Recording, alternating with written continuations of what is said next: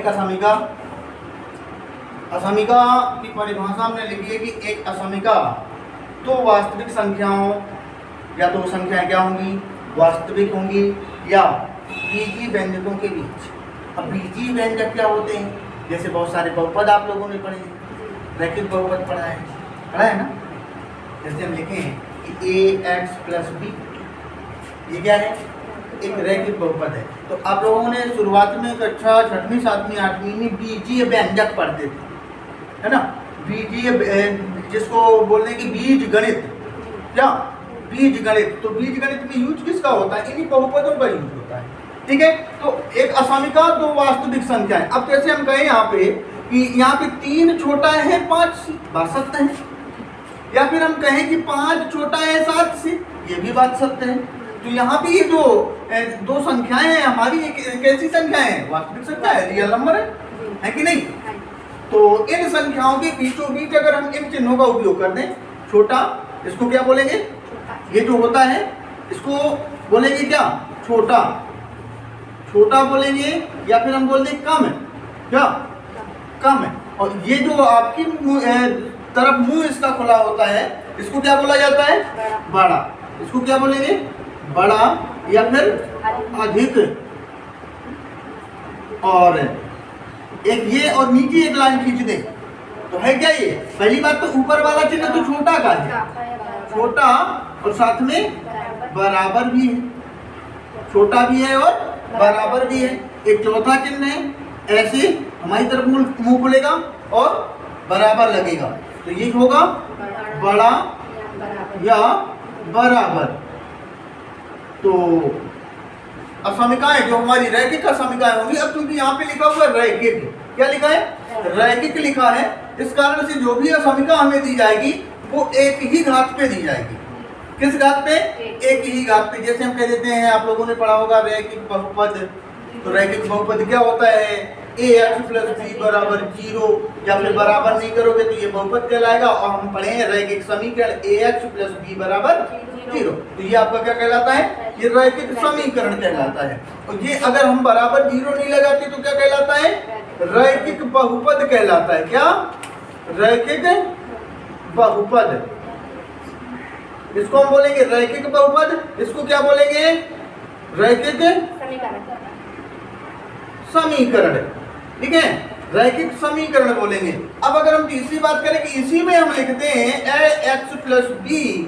अब इन 4 चिन्हों में से किसी एक चिन्ह का उपयोग कर दें बराबर की जगह पे।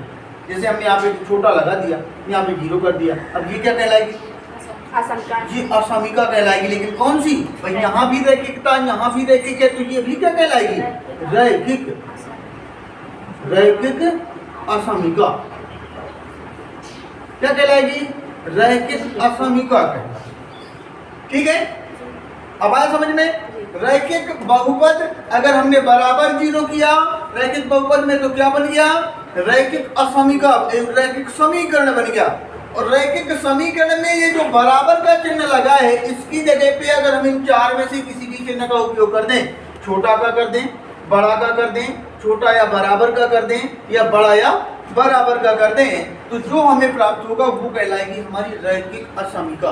असमीका इसी को बोलेंगे, रैखिक का मतलब है चर की घात 1, चर की घात 1। अब हम असमीका के कुछ एग्जाम्पल बता दें। अब देखो यहाँ पे आया था बीजीय व्यंजकों के बीच, यहाँ पे हमने बता दिया क्या, कि जैसे हम कहें कि 3 छोटा है 5 से, 5 छोटा है 7 से, तो ये सारे क्या हो गए, वास्तविक संख्याएं हैं। वास्तविक संख्याओं के बीच में अगर चिन्ह आ सकता है उसको भी हम क्या बोलेंगे, वास्तविक असमीका बोलेंगे।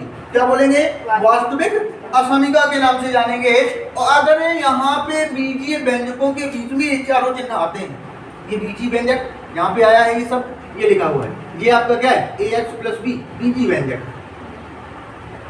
इनके बीच में अगर कोई चिन्ह आता है इन 4 में से, तो उसको हम क्या बोलेंगे, रैखिक असमीका के नाम से।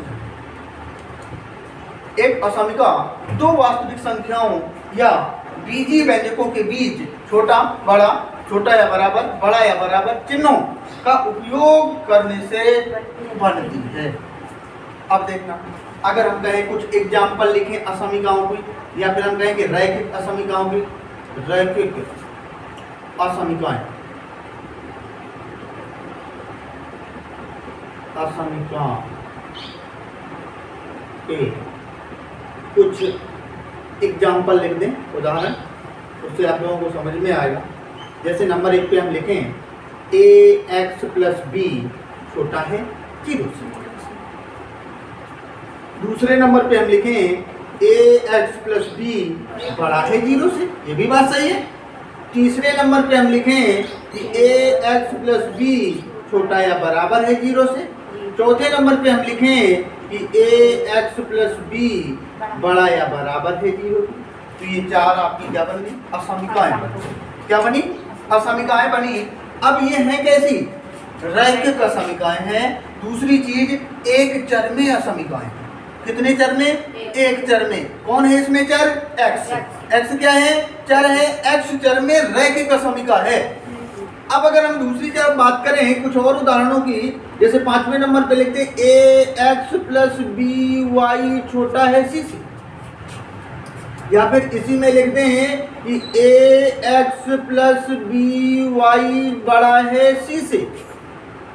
7वें नंबर पे हम लिखते हैं ax प्लस बी वाई बड़ा या बराबर है c से, या फिर हम 8वें नंबर पे लिखते हैं ax प्लस बी वाई छोटा या बराबर है c से, और या फिर 9वें नंबर पे हम लिखते हैं ax प्लस बी वाई छोटा या बराबर है 0 से।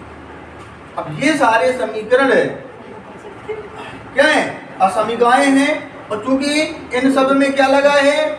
इन चारों चिन्हों का उपयोग हुआ है कि नहीं? इन 4 चिन्हों में से किसी भी चिन्ह का अगर उपयोग हो जाता है वो हमारी असमिका बनती है। और इन असमिकाओं में